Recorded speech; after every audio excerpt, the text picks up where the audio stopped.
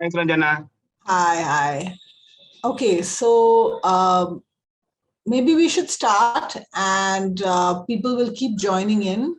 So as they join in, they can introduce themselves on the chat. Let's have a very active chat. And we hope that in spite of the fact that we're going to play some videos and try out a new format today, that all of you will be very engaged and will join in the discussion.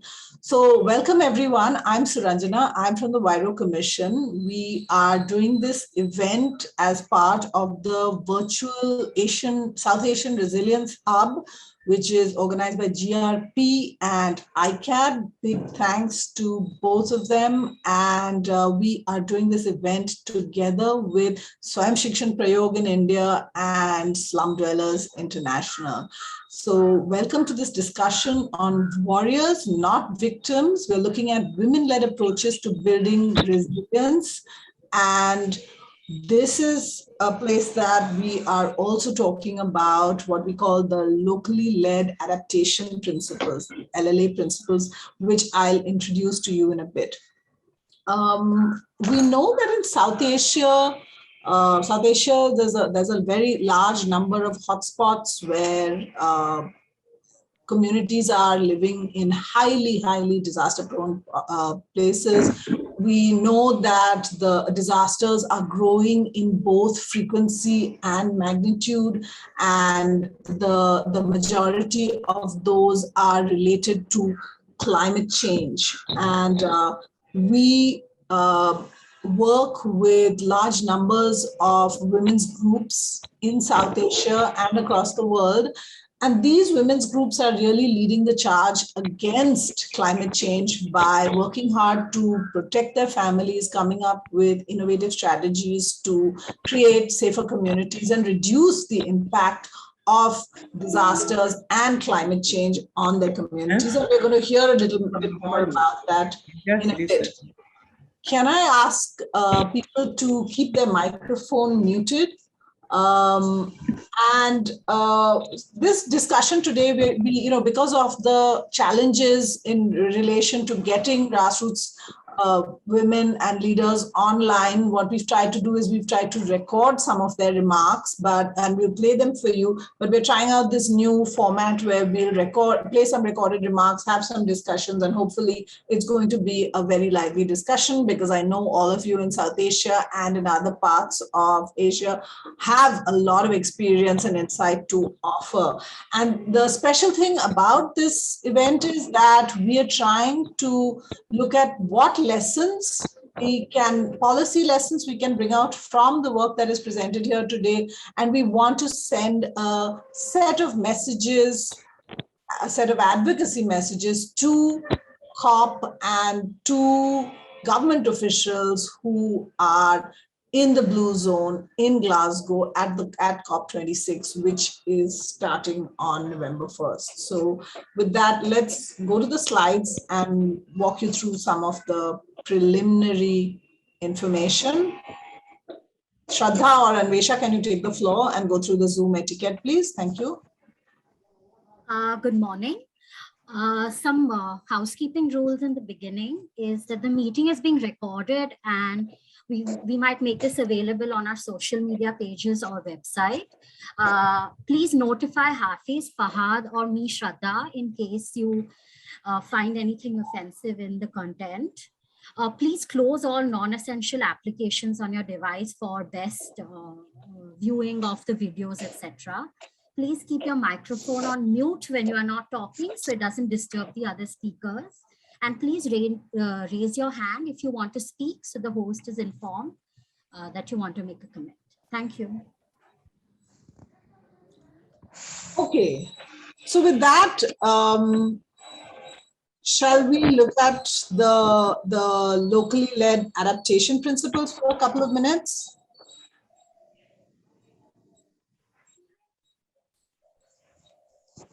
Thank you.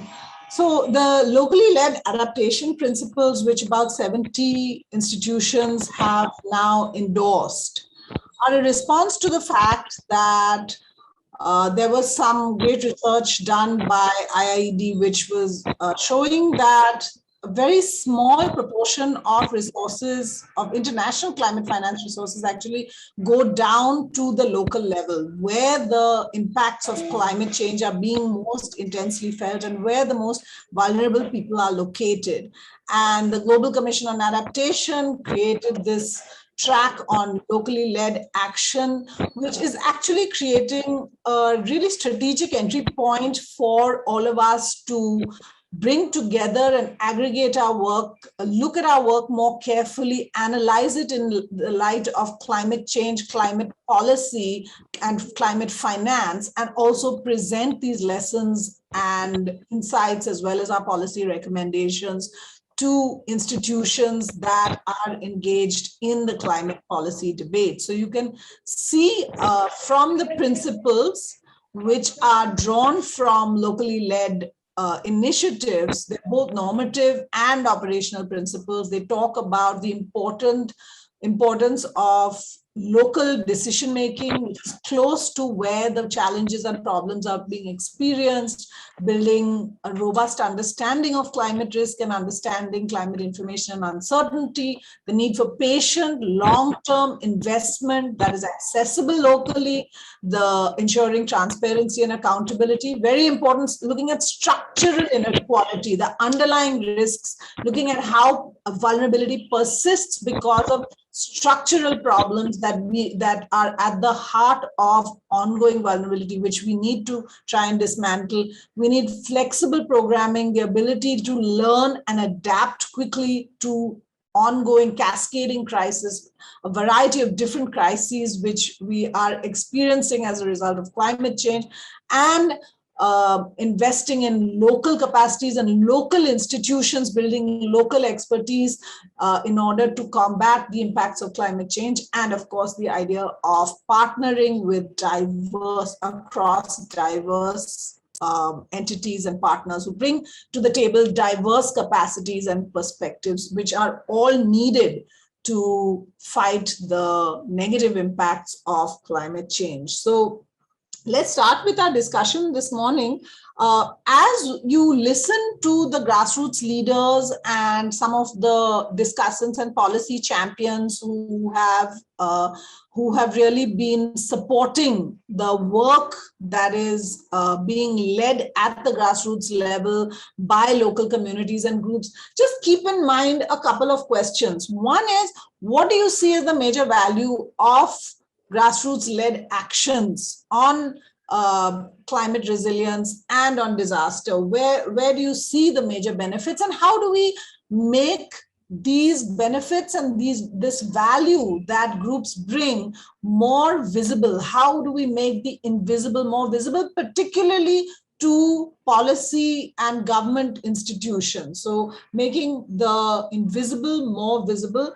And what is urgently needed in terms of investment? How do we need to invest? What is needed both in terms of more investment, but also how do we need to shape the investment to make sure that it actually delivers impact on the ground for those who are most vulnerable to climate change?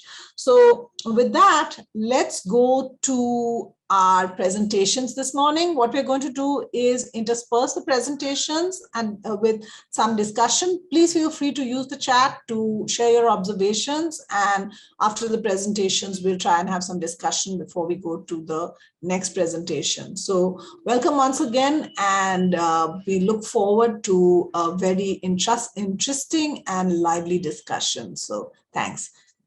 Let's watch Swayam Shikshan Prayog's Women. Prema Gopalan from Swayam Shikshan Prayog, known as SSP. We are located in rural India, especially in the climate-threatened regions across several states. And our work is really focused over the last 2 decades to empower women among the poorest households, especially the small and marginal farmers, and those who belong to the landless and other groups. मेरा नाम गोदावरी है। मैं federation की secretary हूँ, पैरो commission की member हूँ। हमारा जो सीआरएफ फंड है, तो ये फंड जैसा कि आपत्ति के बाद महिलाओं को जो दिक्कत आती है, तो ये दिक्कत में काम करने के लिए हम हमारा सीआरएफ फंड यूज करते हैं। तो महाराष्ट्र में जो आपत्ति है कि जैसा ड्राउट है, ड्राउट 2012 से 15 तक बहुत बड़ा ड्राउट था, इसलिए हमने एक स्टडी किया था कि सर्वे किया था, और सर्वे में ऐसा निकल के आया था कि जैसा महिलाओं को खाने के लिए अच्छा नहीं मिल रहा है, और पूरा फैमिली के लोगों को भी, जैसा बच्चे हैं उनको भी खाने के लिए नहीं मिल रहे। तो महिलाओं ने क्या किया है कि हम उनका ट्रेनिंग भी दिया है कि कितने कम पानी कम टाइम में वो सब्जी लेके, ये तो उनका पूरा फैमिली में भी वो सब्जी जब खाते हैं तो उनका न्यूट्रिशन भी बहुत अच्छे से होता है। माझे नाव वैशाली बाळासाहेब घुगे, राहणार अंदूर, तालुका तुळजापूर, जिल्हा उस्मानाबाद, आणि मी गेली 14 वर्षांपासून स्वयं शिक्षण प्रयोग संस्थेसोबत जोडलेली आहे। लीडर म्हणून मी काम करते आणि सेंद्रिय शेतीला सुरुवात मी 2012 पासून केली। पहिल्यांदा सुरुवातीला शेतीमध्ये सुरुवात करत असताना घरच्यांची परवानगी न पेरणी केली आणि ते चांगल्या पद्धतीनं आलं, तर मग तेव्हापासून घरामध्ये खायला मुबलक गोष्टी मिळायला लागल्या आणि त्याच्यामुळे जो बाहेरून आणण्याचा जो खर्च होता तर तो खर्च वाचला। आणि त्याच्यामुळे मग शेती जो सुरुवातीला मला त्रास झाला, परंतु त्यांनी नंतर मला ठीक आहे आता म्हणजे तू करत आहेस तर आता तूच हे तुझ्या पद्धतीने तू शेती कर। शेतीपूरक व्यवसाय पण मी पहिल्यांदा स्वतः सुरुवात केली। त्याच्यामध्ये माझा दुग्ध व्यवसाय, गांडूळ खत, त्याला जोडूनच पोल्ट्रीचा, त्याला जोडून डाळी बनवणे, अशा पद्धतीचे 6-7 प्रकारचे व्यवसाय मी हे केले, सुरू केले। शेतीमध्ये मी माझा स्वतःची तर बदल केला, त्याच्यासोबतच इतर महिलांनी सुद्धा सुरुवात केल्यामुळे त्यांचंही आर्थिक कुटुंब सावरण्यासाठी मदत झाली। त्याच्यासोबतच मग 2017ला आम्ही प्रोड्युसर कंपनी महिलांची स्थापन केली। म्हणजे जर शेती असेल, तुमच्या नावाचा सातबारा असेल तरच मग शेतकरी म्हणून त्याच्यामध्ये डायरेक्टर किंवा तुमची निवड त्या ठिकाणी होऊ शकते। मग तेव्हा घरातल्यांनी परवानगी देऊन त्यांनी त्यांच्यातला 1 एकर शेत माझ्या नावानं करून दिलं आणि अशा पद्धतीनं मग मी विजयलक्ष्मी फार्मर प्रोड्युसर कंपनीची सुद्धा डायरेक्टर आहे। What's unique about our approach is that poor women who have never been considered as farmers are looked at as agriculture decision makers, and this spills over to their families and communities. Grassroots women's collectives who have amply demonstrated through the self-help groups and microcredit movement that given an opportunity, they are able to manage funds and come up with climate smart innovations, whether it's in agriculture, health, livelihoods, which have become key sectors that we need to invest for a resilient future. Thanks.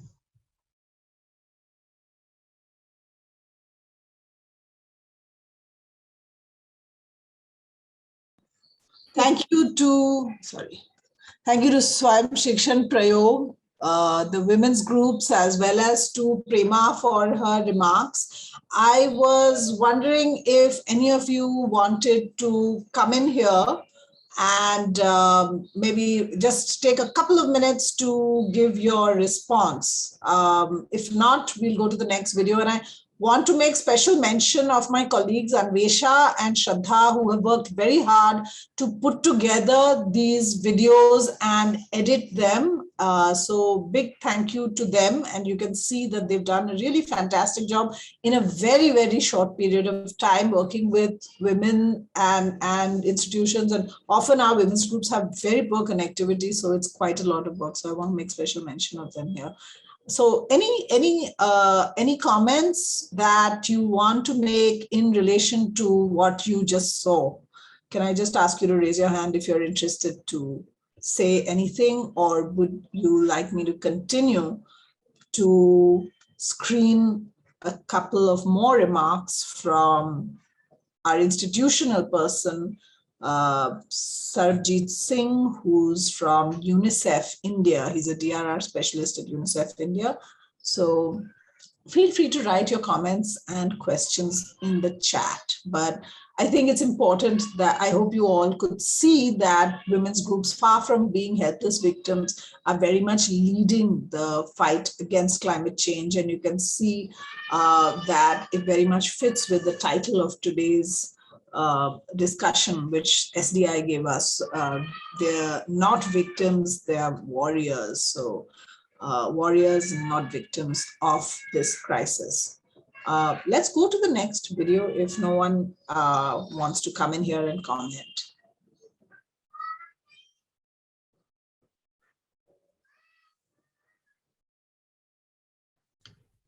UNICEF partnership with grassroots level women farmers was always seen as a sort of a logical way of working for us. It's a norm for us to work at grassroots level. Working with women farmers from Marathwada was a very inspiring experience, particularly for the fact that we had heard their stories of struggle and how they negotiated their right to land and to experiment the one acre farming practices, and then also working at the whole ecosystem, right from agriculture to harvesting to selling the organic produce, and in the process transforming the whole scenario, right from the household level nutrition and food security to transforming the availability of drinking water in their village, and transforming the whole relationship. And this local capacity, I think, is the antidote to the changing climate. How women have driven the adaptation agenda within this drought-prone region of Marathwada, and these are not few women, but these are 50,000-60,000 women farmers who have experimented with organic farming. And we see these women farmers and their leadership as a resource. I think we need to that we advance our work should be backed by data. So building your evidence requires investment, and year on year data being collected on a particular research question. Majority of policies are decided by people like me and you who live in urban areas, and people living in rural areas are the recipients, and our women farmers are entrepreneurs. They have grown to the status of being entrepreneurs, and I think that's where I think few things have moved. I won't say that, but the needle has to move really a lot. Yeah. One thing which we can learn from these women farmers is how simply they do it. They don't complicate, they don't get siloed into the way an organization gets siloed. They see connection between nutrition, water, agriculture, livelihood, no issues. And I think women leadership should not only be about voicing the issues, but it should be about occupying the space. That yes, we know that, and we can do it, and we can tell you how to do it. I think that's that level of transformation should happen, and then policies will follow.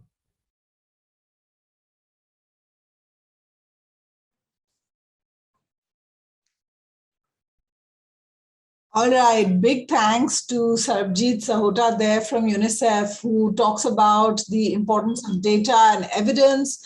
He talked about the challenges of people making policy for people, people being disconnected from the people they're making policy for. He talks about urban people making policy for rural people.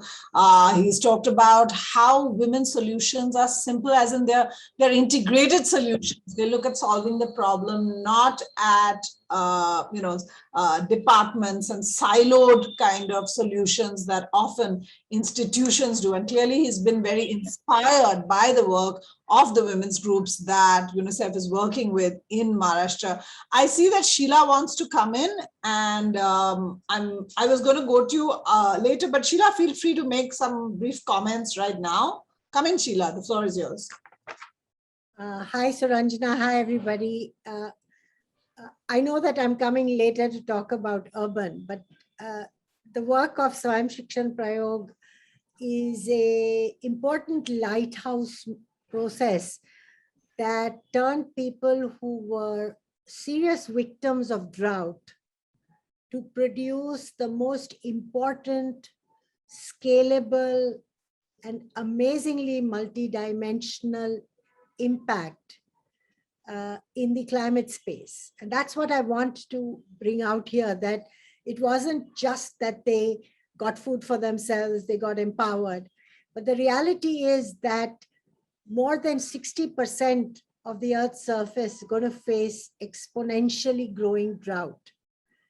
And it's going to produce a deep disconnect between the modern farm way of consumer, of these commercial cash crops that people are building, which are destroying farmlands and requiring more water than they should have, into doing something which is sustainable. So for me, that's the first signal that something that is a prolonged crisis. Marathwada has a whole history of being one of the most drought-prone areas in India and in Maharashtra. And from becoming victims, they have actually transformed not only their own lives, but the lives of major farmers who are now looking at their work to look at not, pesticide-free, new types of seeds and things like that. They've also dealt with the age-old problem of women having access to land.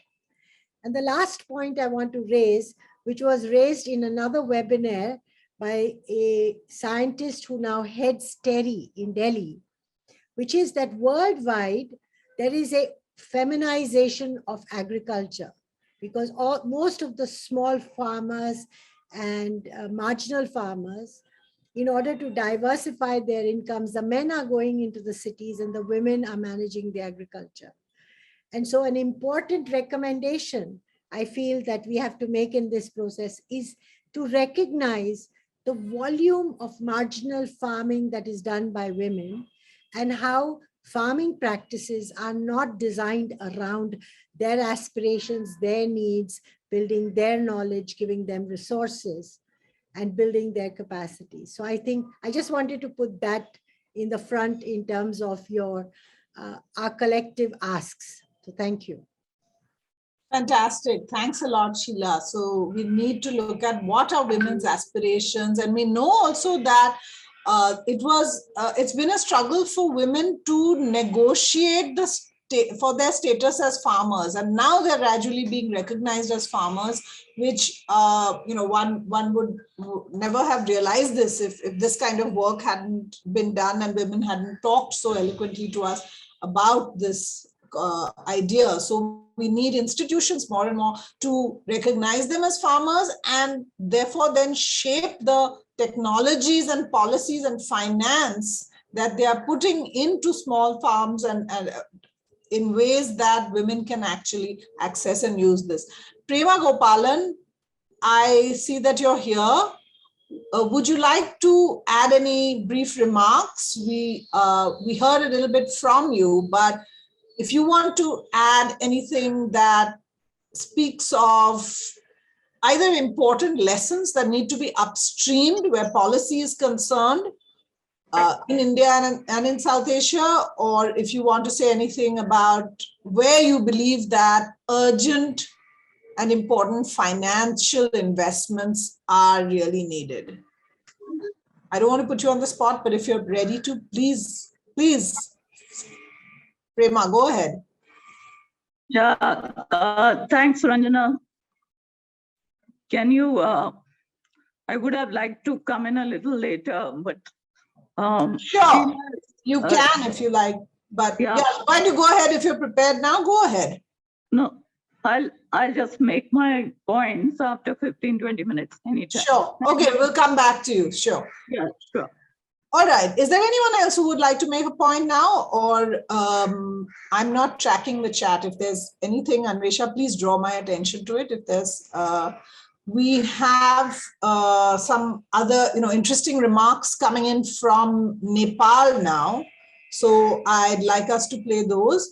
Anvesha, go ahead, play our remarks from Lajna and Bindu in, Sobina and Bindu in Nepal. Lajna, I'll ask you to come in for a couple of minutes after to explain perhaps a little bit about the policy implications on decentralization and what that offers us in terms of entry points for empowering women in Nepal and women mayors. Thanks.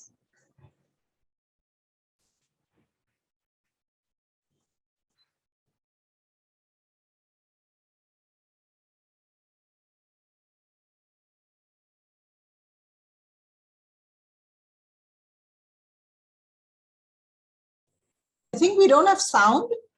Sorry, Anvesha, I think the video is on mute. We can't hear you. We can't hear the video. Okay, just a second, sorry.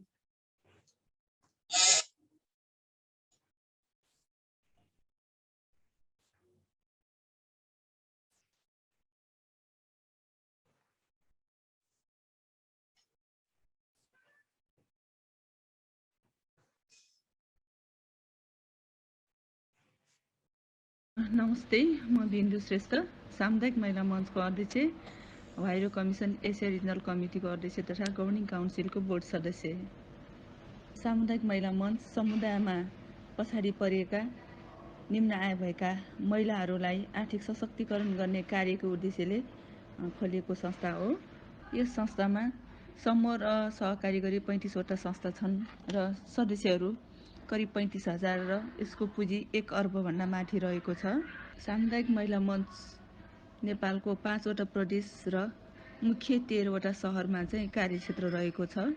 सामुदायिक महिला मञ्च भित्र मुख्य शहर भित्र कार्यक्षेत्र रहेको कारणले गर्दाखेरि विपदको कुरा गर्नुपर्दा भूकम्प अनि बाढी चाहिँ अहिले जलवायु परिवर्तनको समस्याको रूपमा चाहिँ बाढीलाई लिन सकिन्छ र अहिले कोभिडलाई पनि एउटा विपदको रूपमा लिइरहेका छौं हामी। अहिले सामुदायिक महिला मञ्चले विपदको समस्या समाधान गर्नको लागि चाहिँ भूकम्पपछि महिलाहरूलाई चाहिँ सचेतना अभियान सञ्चालन गरिएका छन्। त्यस अन्तर्गत गैर संरचनात्मक अल्पीकरण, सरल खोज तथा उद्धार, प्राथमिक उपचार र सचेतना अभियान कार्यक्रम चाहिँ हामीले सञ्चालन गरिरहेका छौं।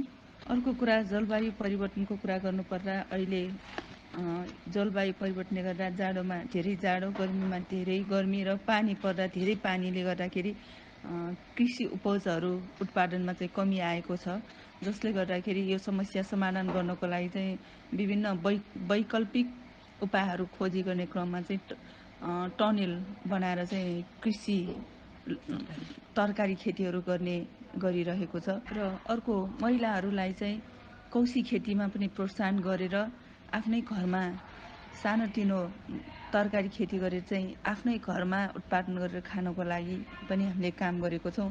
यसलाई चाहिँ हामीले सीआरएफ कोषसँग पनि जोडिएका छौं।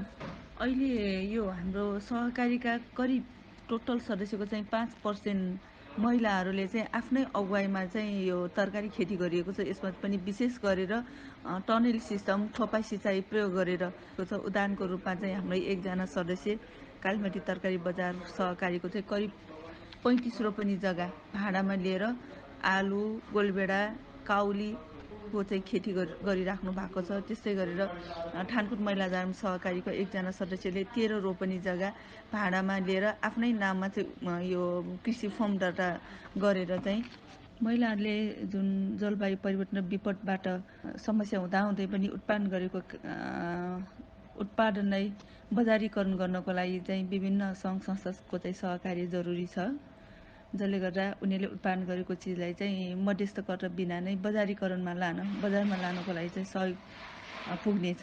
र अर्को कुरा यो सरकारले चाहिँ विभिन्न चाहिँ नीति निर्माणमा चाहिँ कृषक मतलब चाहिँ समुदायलाई चाहिँ ध्यान दिएर चाहिँ नीति निर्माण गर्नु जरुरी छ। In the disasters and the climate change, what we have realized that women groups and the women leaders and the members are the key stakeholder in the community, and also as the key responder who can provide support in the community level. From the government organization, they requested them to collect the data to whom to provide and prioritize their support. So, and they are recognized, they are always recognized as the key responder in the community. Because of all these practices and the work that done in the community level, so the women group are well recognized. As a result, they could able to secure the spaces in the committees that led by the government to work in the community level for the disaster and the climate change. In one of the city like in Pokhara, so there are the from the local government provided the technical and financial support to maintain the pond for the community, that they can use that water that collected during the monsoon for the kitchen gardening, and also for the livestock that they are doing. The women group, women members able to access the fund that is allocated from the port of deputy mayor of the Pokhara municipality, where so it that money is given to scale up the activities. There are lots of opportunities, and the skilled networks and women are in community. So if government would allocate it some fund in the community level, it would be very much helpful for scaling up the work that women group are doing. Lucinda Frame.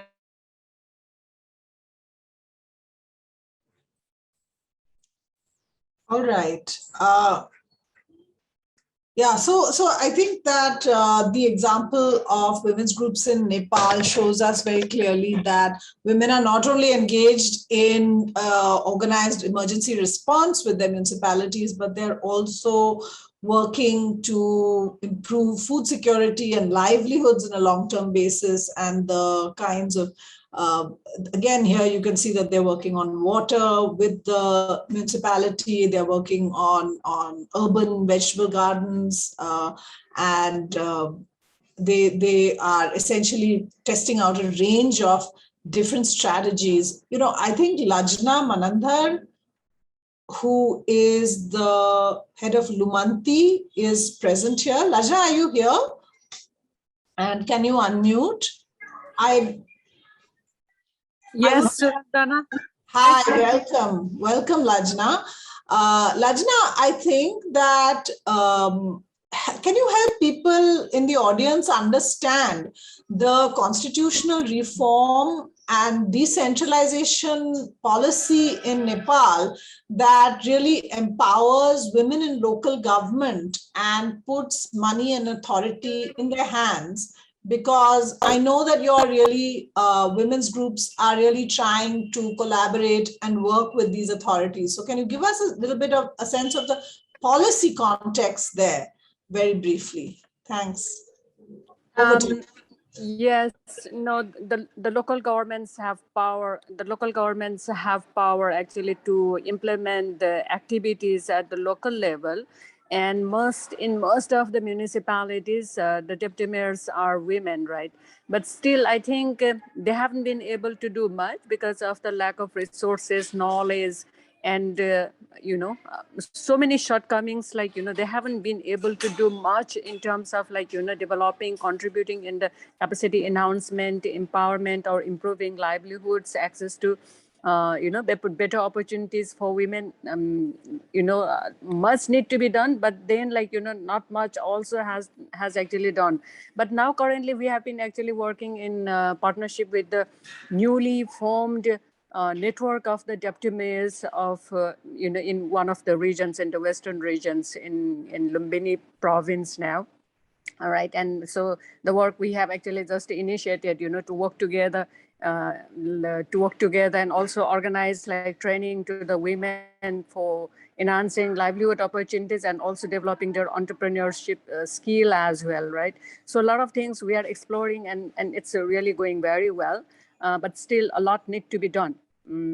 Right. And I also want to, hello, Suranjana, do you hear me? Yeah, go ahead, Lajna.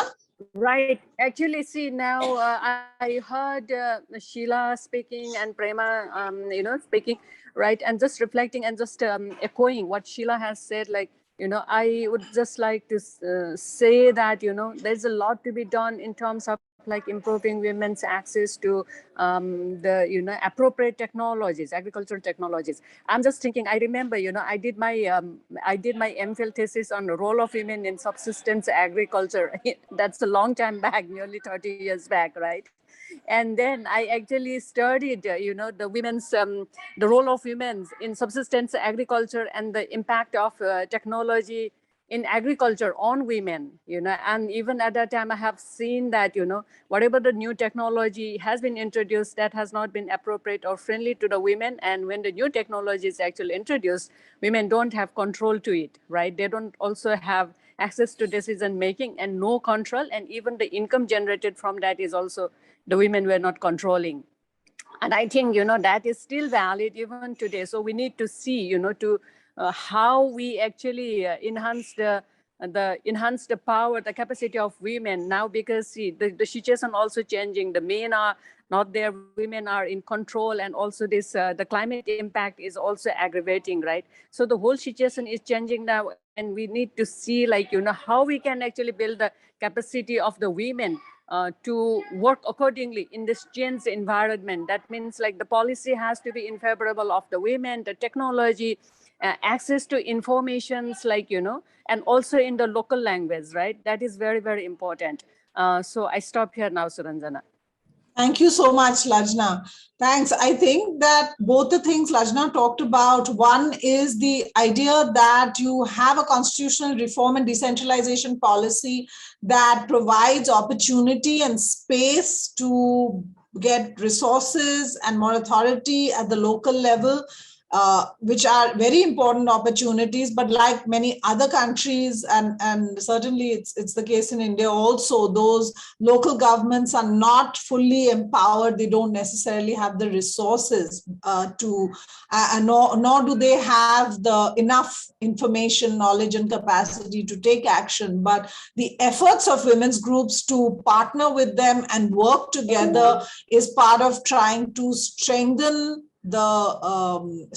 local governments and their ability to act together. And women's groups and organizations and networks along with local authorities can be quite a formidable force when they advocate together to national governments. And of course, the point about technology needing to be much more women friendly. Women are often doing most of their work, but technology is developed elsewhere and the costs are such that women cannot access these, nor are they suitable for women. So both these points are well taken from your remarks. Let's go to the next video, which I think is another grassroots leader who's going to speak. And this time from the Philippines. ULAP works with the Huairou Commission, and we'd like to hear a little bit from them about their disaster and emergency related work in urban areas. Evangeline Serrano from ULAP in this past typhoon Ulysses, because the typhoon came in the times of a pandemic. So on that time, but we have managed a peaceful relief operation to 8,104 families in the partnership with PMTI. That we follow the protocol of the government. Our barangay San Jose help us to our relief operation. So all of that, the PNP and the barangay chairman told to us that we are very organized. So they believed to us and then said, if we have relief operation, we follow what you did. And the seven cases of 8,104 families. So per phase, we talk to the homeowners association, and we talk about the master list of the people. We have a 30 women's volunteer. Every day, we wake up early in the morning and we finish late in the evening. So after that relief operation, we don't stop. We don't stop because our continuation is to talk all again the per phases and the HOA with training them as the DRR. So we did a hazard risk assessment, risk mapping, DRR training. So committee building per organization, organizing of CBDRRM. So now we have, after that we continue also our urban gardening. So our urban gardening it helped a lot to us, that we plant the vegetable that we need, so they can help to the residents, and we use that good the vegetable in our community pantry. As of now, we have 50 to 60 square meter of land that we use to plant. That is open space. So the open space, the homeowners association, we borrow the land, and the barangay also, we have they have a program to plant all the vacant lot. So you must plant so we can harvest the food.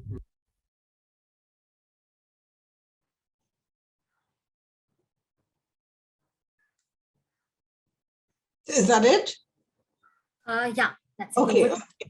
All right. Thank you so much. Yeah, I know we have a lot of information, and we'll be posting these videos online so that you can access them. And if you want to understand them more in detail or use them to share as part of your own activities to learn more about these initiatives. Now, before I go to Sheila for some remarks on insights around urban initiatives, I just want to say a couple of things. One is that you can see very clearly from these examples how the government tries to leverage the history of organizing and the collective nature of women's groups, the work, the capacity and the organizations that they've built over time, the trust that they've built.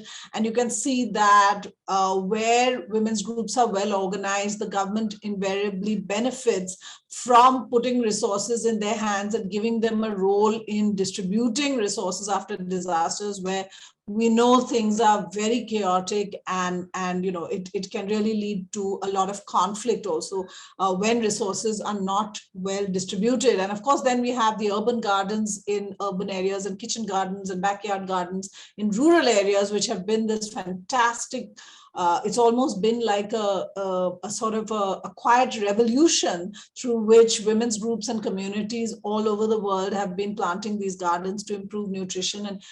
And these gardens were actually the solutions to a major crises that occurred during the COVID crisis, where people lost their incomes. And so people were keeping their families and the communities fed with very nutritious food through these urban gardens. But before I come to Sheila, I just want to also take a minute to honor the memory of our friend Dinky Solomon, who passed away very recently. She was a lifetime activist, and she also served 2 terms as the Minister for Development and Social Welfare in the government of Philippines. And while she was there, did some fantastic, really pioneering work around giving community groups a formal role in the distribution of relief and monitoring relief after Typhoon Haiyan, in updating beneficiary lists of national social protection programs. And so I feel that is something that we in India can learn from the work in the Philippines. So with that, let me go to Sheila, after which I'll come to Prema for your remarks. Over to you, Sheila. So, hello again. In STI, we have a network of women leaders who meet every fortnight and have a discussion about things that they feel are very critical in their lives. And I want to say that the whole issue that they've started, which is a campaign called Greens in My Meals, is part of that, where women are looking at ways by which they would start with a little pot or a sack of mud in their outside their home, where they would grow greens. And there was a campaign to say that the starch, which most of us ended up eating during the COVID crisis as the main food ingredients that were available to us, was then displaced by at least 25 to 35% of greens. I'd also like you to know that the whole campaign is now looking at which are the mayors that will give land. And I think we celebrate both as STI and the Vairo Commission. The cities in the Philippines and in Southern Africa that actually produced fantastic partnerships where open plots of land were given to women to produce kitchen gardens from which families could either purchase or take away greens. Coming back to the issue of the theme of today, which is warriors, not victims, is based on the reality that the burden of addressing crisis always comes on women's heads. And the rest of the world is very happy to treat women as victims, whether it's a women-based organization or it's a city or it's a rural area. Even global and national charities and organizations that produce relief want to treat them as victims, give them some food, get them some clean water, dig some wells, do something to deal with the crisis, and then they go away.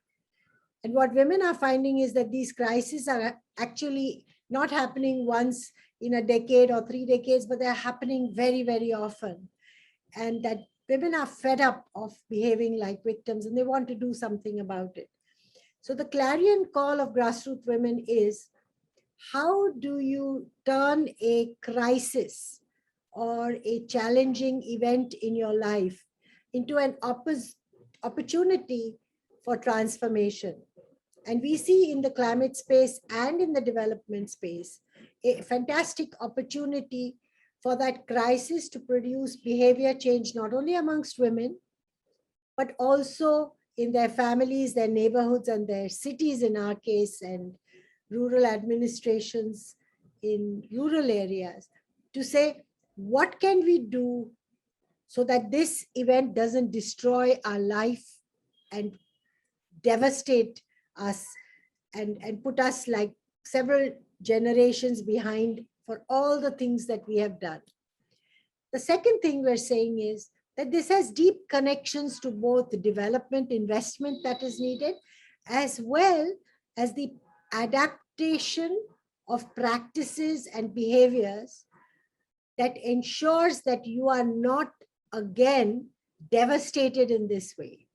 And for me, that is real resilience, that it allows you to climb out of a crisis, but you do everything you can and make everything around you change so that another disaster which you cannot prevent doesn't destroy you.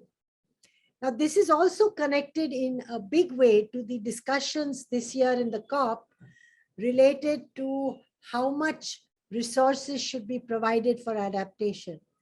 And it links back, Suranjana, to your discussions about how to deal with climate financing and what are the principles that all of us, the 70 organizations, global to local, that have signed off on it, but how we ourselves in our negotiations demand the respect of those institutions that have the resources to respect local knowledge, support local initiatives, and produce a new kind of scaling, which is the multiplication of local adaptation across regions, across continents.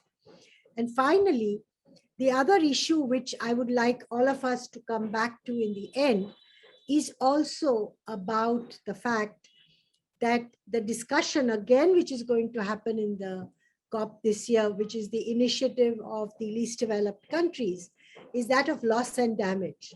Now, nobody knows about the extent of household and neighborhood loss and damage that both man-made crisis and natural calamities produce on poor people.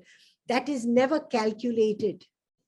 That is never aggregated. That is never identified to recompensate these households and these communities, because their claims are not considered legal, their claims are not considered legitimate. And a very important thing that we in STI have done, which many of the groups that have discussed this so far have also talked about, which is the value of data, the value of detailed documentation that can be disaggregated to the families, but aggregated to neighborhoods and to cities and across regions to show the extent and the volume of damage related impact it has on poor people's lives.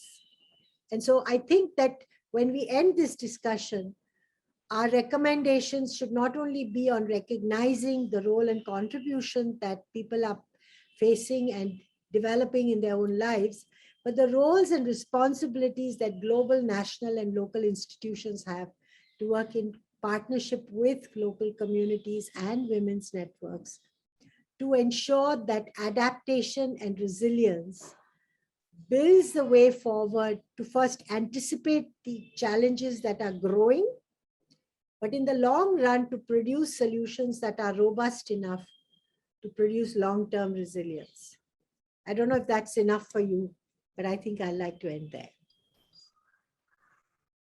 That's a lot. Thank you so much. There's so many points that you made. It's tough for me to summarize, but I think if people want to respond in the chat to all the things that Sheila spoke about, which are about making invisible processes, whether these are the impacts of disasters or the contributions women's groups are making all these more visible so that they are supported by policy and finance. The idea that we need long-term investments for resilience building, the idea that disasters are more and more frequent, we need ways to ensure that we protect our development investments and gains. I mean, many of the things she said, the idea that communities can collect data and make invisible processes and contributions more visible, and as well as the kinds of damage and loss that they experience more visible.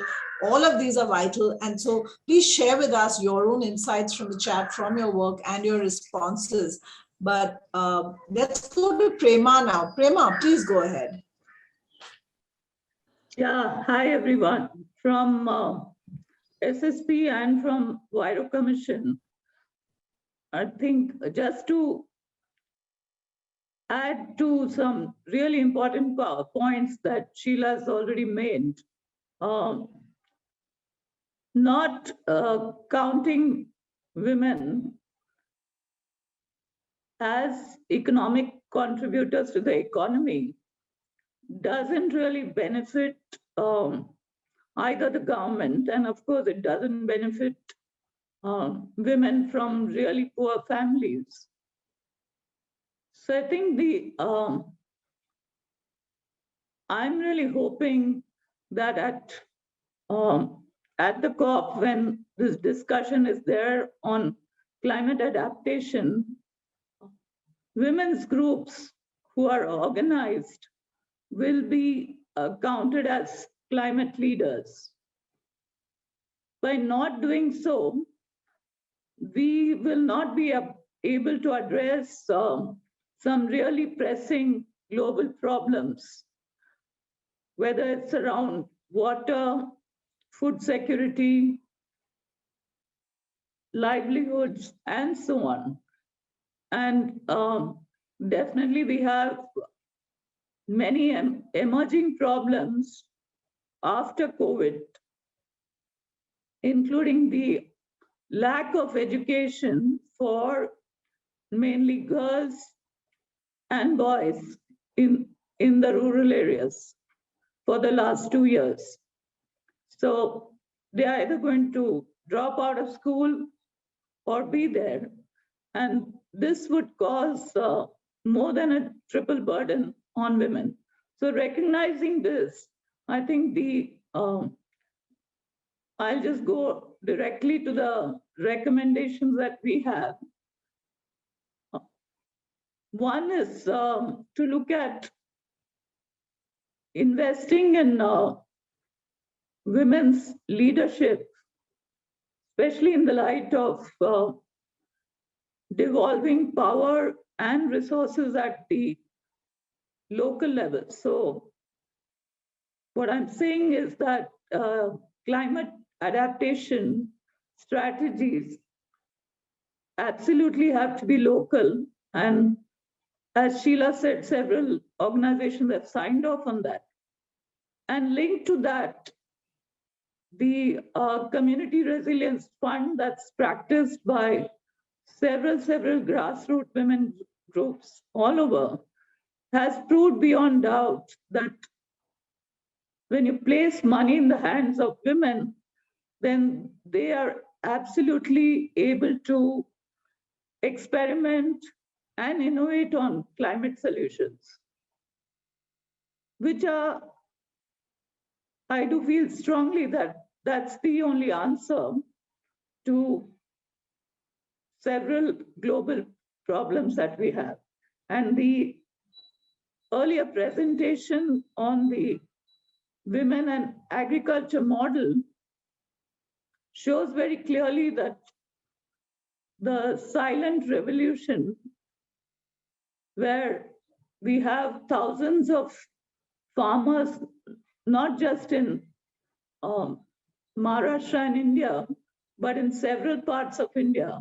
And therefore, we've seen that it's a replicable strategy all over South Asia, that women are organized in groups and they can adopt both agriculture and water management strategies that are not just short-term, but have huge long-term impact to build the kind of resilience that Sheila is talking about, that faced with future crises,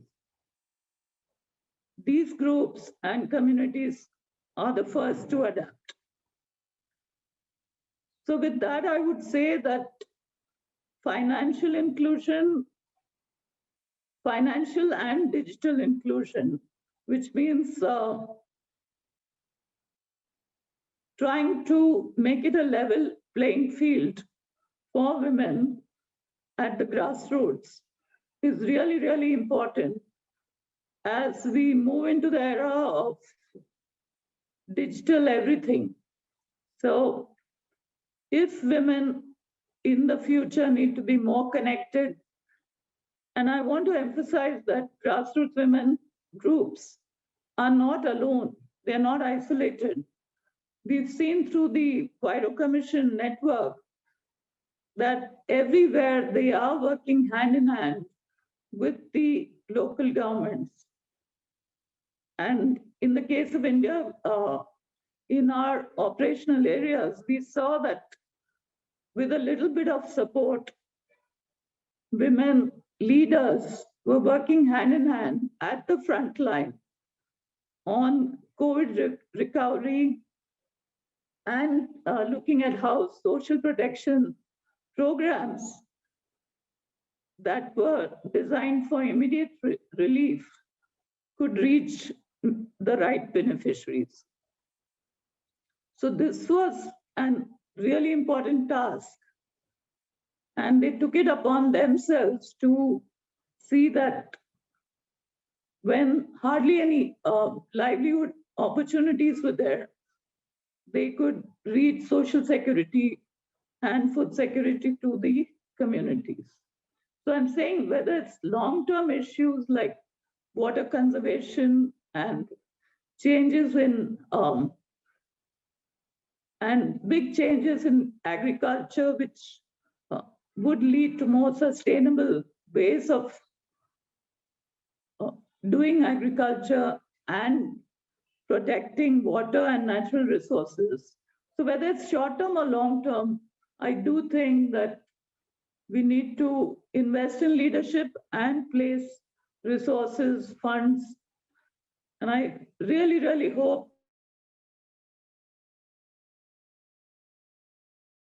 discussion which is going to come up. Thanks. Thank you so much, Prema, for the very practical points that you're making about the need to invest in women, to recognize them as climate leaders, to put resources in the hands of women's groups, and to ensure that they are included. The digital inclusion I see as part of ensuring that technology actually reaches and works for women. So that's a point that's come up multiple times. I saw that Celine, and before that Lajna had her hand up, and I'll come to you after we have a couple of videos. But I also want to emphasize Prema's very important point, and we need to keep reiterating this as aggregators of small initiatives and women's groups. We need to show and demonstrate that we're already working at some scale. Women themselves are driving a lot of this scaling up process by working with women in their neighboring villages, neighboring districts, in multiple cities, and we see that that process has particular value because it allows other women's groups to learn from what their peers are doing, and it allows them to adapt practices to their own context. So we're already scaling up, but we need to accelerate this process. And that's where the governments and global agencies and international climate finance have to come in to leverage this kind of work. Okay, so we have two videos from policy people, one from UNDRR and the other from the World Bank. Let's just get a sense of how they perceive this kind of work before I come back to Lajna and Celine, who want to make more remarks. Thank you.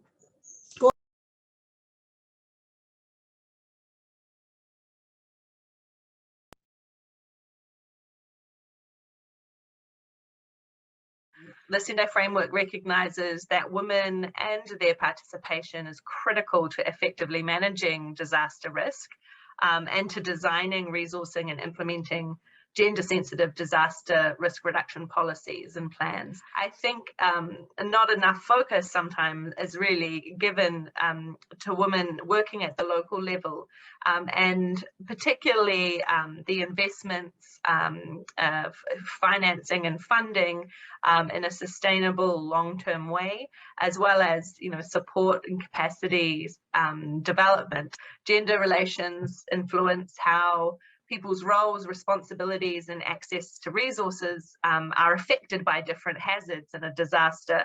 Fundamentally, we need to address some of the structural inequalities being faced. I think ensuring that local level women's organizations and local community groups have direct access to financing and decision-making power and agencies over the decisions that influence their lives is a really key one. And in order to do that, also investing really strongly in local capacities so that there's long-term and sustained resilience building at the local level.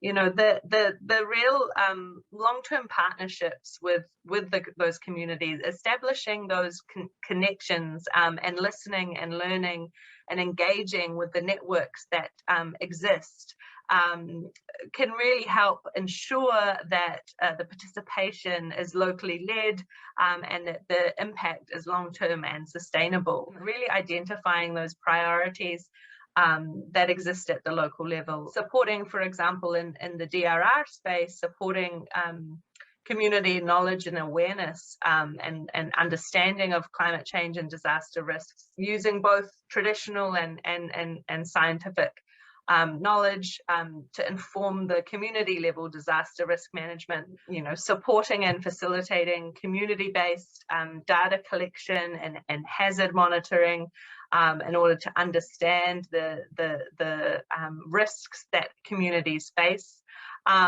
And really looking at how communities can be empowered and how women and other marginalized groups can really take on the leading role in determining the priorities and risk-informed development of the communities that they're living in.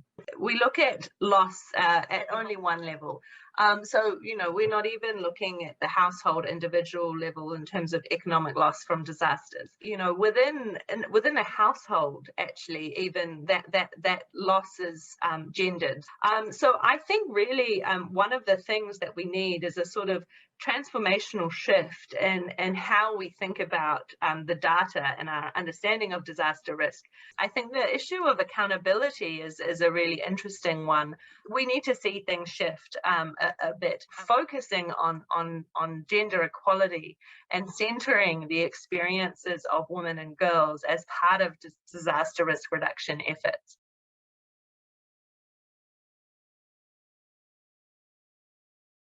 Anvesha, thank you for that. So that's the gender advisor at the UN Office for Disaster Risk Reduction. Again, emphasizing some of the points we've been talking about: direct access to financial resources for women's groups, the idea that we count and understand household losses and how women are affected by losses, and the idea that women should have more space in decision-making processes. I think she touched on all these. We have one more person who we consider a policy champion, Margaret Arnold, who's the global lead on the social dimensions of climate change in the World Bank. And she's been tracking women's groups and communities doing disaster risk reduction and adaptation work for a long time, and also has worked a lot on community-driven development and social protection. So let's hear some of her remarks before we come back to a discussion among ourselves. So let's hear from Margaret Arnold.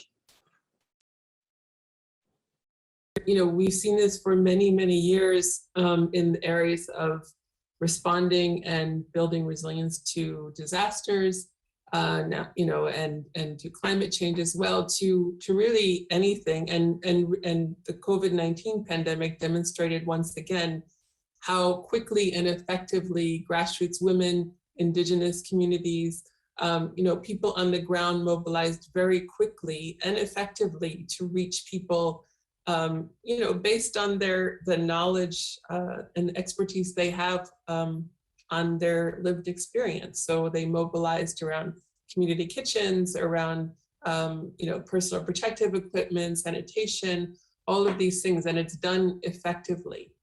And I think a lot of times it's seen as kind of boutique, you know, at an institutional level or government level, it can be seen as boutique or small scale, but it happens at a big scale, at a large scale. Part of the effectiveness, I think, is that communities really multitask when it comes to risk, right? They're managing, you know, just day-to-day risk that comes from structural poverty and natural hazards and you know, and climate change and crime and violence and everything. They manage quite a lot, and they're very effective resilience builders and risk managers. So that needs to be for institutions like ours and for governments, that needs to be built into, recognized and built into policies. I think there's, you know, there is a lot of evidence out there. It's well documented. It's, you know, more always helps, but we need to start putting people in the policies, both in the creation and the design of those policies and the implementation of them. In terms of where more investment is needed, I think certainly in, you know, in the context of the COP, we're talking about channeling climate finance and decision-making power down to the local level, because the impacts are felt there, the capacity and the decision-making needs to be there. It does need to be connected to the national level, because this, you know, things happen locally, but in a global context, and, you know, neighboring communities, what one does will affect another. So it needs to be well connected, but the action happens at the local level. And for that to happen, it's not only channeling the financing and decision-making power, but capacity needs to be built there as well for local governments to strengthen their capacity to work effectively with their citizens around understanding how the climate is changing and identifying solutions and investing those solutions based on local priorities and needs. You know, I can give you an example in Kenya, where we've been collaborating with the government of Kenya and the governments of Denmark and Sweden and other partners around a model of devolved climate finance that's being globally launched at COP26. And it's a model that channels the funding to the local level, but also provides support to county governments and local governments to work with communities around identifying these priorities in partnership with communities. Making things policy and building systems and strengthening governance is really around building relationships and building trust.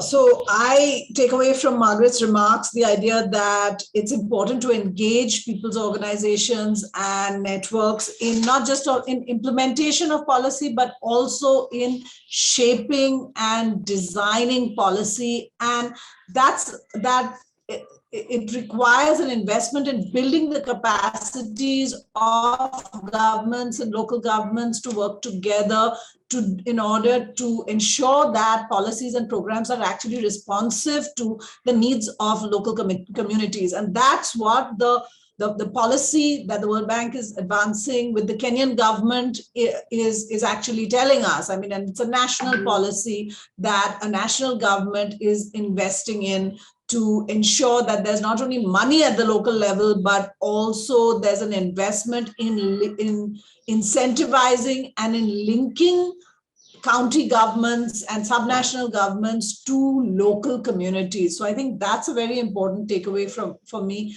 from those remarks that Margaret Arnold made. Now we have about 15 minutes left. So I'd ask, let me turn back to Lajna if she's still waiting for some brief remarks that she wanted to make. She had her hand up earlier. Lajna, are you there still? Yes, Ranjana. Go ahead, Lajna. Okay, thank you, Suran. Okay, thank you. I would just like to make a very quick few points, right? A few years back, there was a very bad flood here in the Tarai region in Nepal, and the compensation package was provided by the government. But then the poorest, the wage workers, you know, the agriculture workers, they were not in the list of receiving the compensation package. It was provided to the landowners, right? So that means, like, you know, the issue is how do we make these informal wage workers visible, recognized, and also, like, you know, prepare the database of them. I think that is very important. So because they did not receive it, and the same thing could actually get repeated, happen again, right? So now recently what had happened is, like, just 2-3 weeks back, there was an unexpected rain here in Nepal. It's unexpected 2-3 days heavy rain that actually damaged the ripe paddy, right? So it's estimated that about 25% paddy cultivation is damaged because of that unexpected rain, and the farmers are in a great kind of, like, you know, they were very much badly impacted by this, and they are now raising voices for compensation.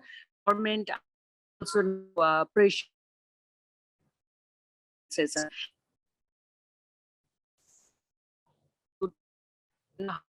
Lajna, sorry, you're cutting out. They will even, like, able to receive that package or not. Hello? Sorry, you're cutting out a bit. So that is, can you hear me? Can you hear me? Not very well, you're cutting out. But we got the first 2 points that you made.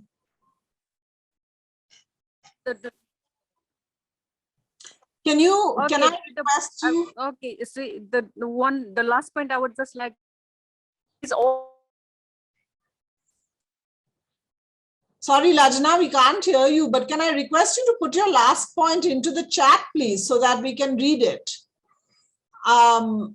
Yeah, I really appreciate the point that Lajna is making about the informal sector.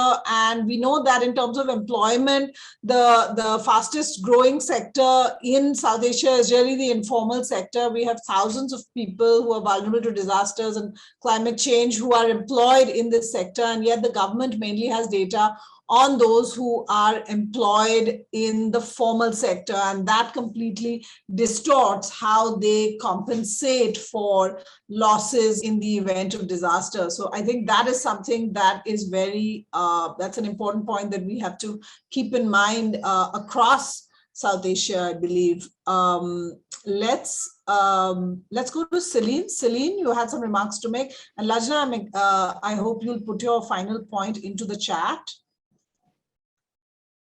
Celine, go ahead. Thanks, Suranjana. So yeah, so the point that I want to make is about building on all the points that all of you have made, is how do we strengthen, therefore, the voice and identity of women as local adapters in their local processes. And I have been involved in the climate scene just for a year, and I'm learning a lot of all the things that we may want to do differently. There are lots of things we talk about, you know, not doing business as usual. And one of the things is reflecting on my own role with my relationship with grassroots women and women in communities. And I think that's important for us as middle-class women to understand how we represent them, you know, how we extract data to market a lot of their stories, and what is our responsibility as agents of change in order to help them bridge the gap to deal with the mainstream. And I feel this is something is uncomfortable, but it is something that we need to address as middle-class women working with grassroots women. So in February in this year, we plan to open the space through Gobeshona, which is a platform that the International Center for Climate Change and Development has initiated. And it is a space for local adapters and vulnerable communities, especially women, to be able to create, you know, to build their voices and to build their identity, to be able to begin to be part of these conversations as equal partners, and not as just, you know, videos shown about them or voices far away where they don't really know what's happening with the policy level and all these other discussions. So I think being mindful of that and then understanding how to, you know, help them to move from simple to complex is extremely important. More recently, I did I just sat and I mapped capacities and adaptive capacities of community women in 6 countries in Africa with Slum Dwellers International. And it will be good for South Asia to also think and reflect of how we can do that, because that is one of the ways to include women in their own mapping of their own capacities. And it's extremely empowering. So it's not for us to tell the world what capacities they have, but can women identify those capacities themselves? Like, I am good at this. I can tell a story. I can talk to the local government. My local government invites me and gives me a cup of tea and is listening to me. So, this level of empowerment where the woman is talking about her own capacity, and I think that's true for each of us, when we are learning to build our own capacities to do this work, I think is extremely important, and we need to help lots of other women shine and to understand their own capacities. So we hope that the Goveshana in February will start opening a more institutional space for local communities and women to participate. Thank you so much, Celine. And we hope to pick up many of these conversations again at Goveshana. But as you know, we've been really struggling with getting grassroots leaders into these forums because of their digital access, the way these things are designed. It hasn't been very simple, even for us as middle-class professionals. So with that, let me go back to the chat and see if I can read out to you a couple of comments that people have been making.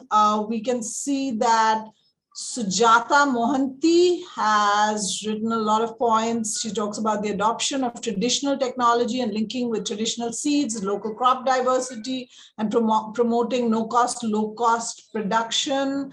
And grassroots women and their clusters should have access to backward and forward linkages. It's not easy for them to access appropriate technologies. So a lot of summarizing there. There we have Bella de la Rosa. She's talking about the need to coordinate local and national agencies for funding on infrastructure. Yes, we know that that's often a problem. How the local is supposed to put in some resources, and then the national government is supposed to put in different resources, and it's complicated how that works for communities. And I'm just looking for any other comments that we should read out. I see that Juhi has said some strategies and policies are limited to suggestions only and yet to be implemented. That's always a danger with policy, and we need to make sure that we make policymakers accountable to policies that they've signed up to. And that's where grassroots women are creating a huge demand for more responsive policies. And that's what we're trying to do through these forums, where we bring people together to have these conversations. Okay, is there any others who would like to say something? Prema Gopalan has said an important takeaway from the bank is the work in Kenya around strengthening governance and building strong relationships so that local governments can work with people's organizations. So should we go now? It's 6 minutes before we close. And I thought it might be useful for us to have what is called a chat shower. We learned this from IIED and they learned it from the Red Cross. But what it is each of you should type your one answer, one question, just a few words to answer the question of where is investment most needed, right? And maybe a couple of words on how should that investment be delivered, yeah? So where and how, maybe you can choose to answer any one of them. Write your answer, but don't send it yet, okay?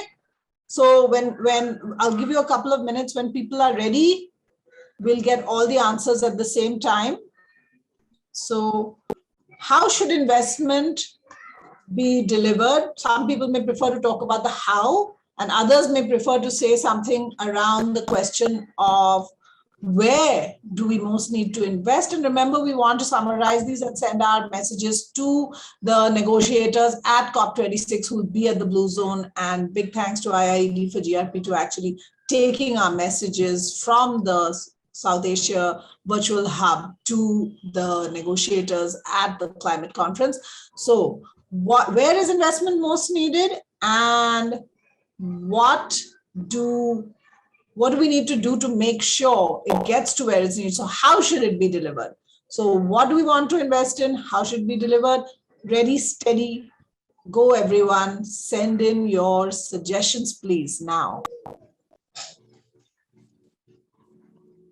So Naseem, thanks for joining us. Direct investment in the hands of women. Recognize grassroots solutions. Yeah, you're welcome, Firas, to add any suggestions you have also from the Philippines. I'm sure we'll find them relevant. Look, a lot of people talking about local organizations, build grassroots women's capacity and give them a chance to experiment. Very important, experiment with climate adaptation. We don't have all the solutions, so we need space to innovate. We need space to test solutions, flexible climate finance, and draw down funds with easy access to credible grassroots groups. More investment is most needed by grassroots women affected by the lockdown. Yes, the COVID crisis has worsened the situation and people are still dealing with multiple crises related to climate change, COVID, they need support for economic recovery. Build the capacities of communities to be equal partners in DRR and development. I really like that because it resonates with the suggestion that we have to have groups involved and engaged in now shaping the policies, not just implementation, which has been part of how many governments look at the role of civil society groups and grassroots organizations as implementers. But now we're saying we also have to design, plan, monitor. So we have to be engaged on every level. Women's groups need to be engaged with policymakers, and that's part of how we need to shift governance processes, create processes which are not just business as usual, which is what the locally led adaptation principles are really trying to advance. And we have Atik Mollik from Bangladesh. She says, direct investment to the women and associated communities and real-time experience sharing with an expert opinion. Nice. I think the real-time experience sharing means that everybody has to have digital access, engaging in educational programs to adapt to relevant situations, so more learning and knowledge. All right. So I think we have a number of different suggestions. It's kind of hard for me to summarize, but let me do my best before we close this discussion. And we have a very interesting one from Fides in the Philippines. How do we locate grassroots women's networks and document their successful work with concrete mechanisms on policy, budget, and local and national linkages to global climate funds? I think that we're talking about creating a repository of knowledge and information and evidence that we can show to policymakers. That's very important. We know that communities are already generating what we consider first-class knowledge that needs to be documented, that data. There's a huge power in communities themselves collecting data and putting it out and using it to negotiate with governments, which many groups who are mapping their own communities, mapping risks and vulnerabilities are already doing. And that's something that we need to do more and more. And we need to get governments to recognize that women's contributions and knowledge are extremely valuable. In many cases, they already are doing that, but that needs to become the norm. And we need to look at how part of the data is also trying to document the kinds of loss and damage it is that communities and women's groups experience, particularly those which are at the local level in the informal sector, where governments do not have good data at all. And yet this is the reality of majority of the vulnerable populations in South Asia. We have to look also, I think we have to say somewhere that we are already implementing strategies and showing how they are scalable and adaptable across many different local contexts. So it's not just kitchen gardening, which is sort of standardized by one community. We have hundreds and thousands of women who are doing kitchen gardening adapted to their very local context in order to protect and ensure food security and livelihoods for their families. And we have a lot of recommendations there about needing direct access and easy access for local women's groups to combat the crisis that is climate change and the many cascading crises that are linked to climate change. So can I then say that some set of these remarks that I tried to summarize at the end will be what are our recommendations from South Asia that will go from this event to the Blue Zone at COP. If anyone wants to add anything, I can give them just a minute to say something that's totally urgent and important. If not, I want to thank you all for being here today. Thanks to our wonderful panelists, some of them who are here, some who have found it very difficult to join us, but are very generous with their knowledge and experience and have allowed us to record their remarks and are ever ready to share their work with us and their insights. Please, Anvesha, can you just tell us where the videos will become available in case people want to watch them again or watch them more in detail? Anvesha? Yeah. I think it will be available on the COP Resilience Hub platform, which is where they are airing all the hybrid and virtual sessions. Okay. So yeah, we will share the registration link with everyone, and also they can access the events. Yes. So thank you so much for all of you who have attended this session. We hope to continue this conversation at Gobeshona and at any other opportunities we may get. This is an ongoing discussion. We intend to continue doing this work, and thanks so much to all those who presented, allowed us to record their remarks, and those who are here live to share their views with us. So with that, big thank you also to ICAD and GRP and to SDI and Swayam Shikshan Prayog. And let me sign off there. Okay. So thanks everybody, and see you again when we have our next discussion on this. Bye.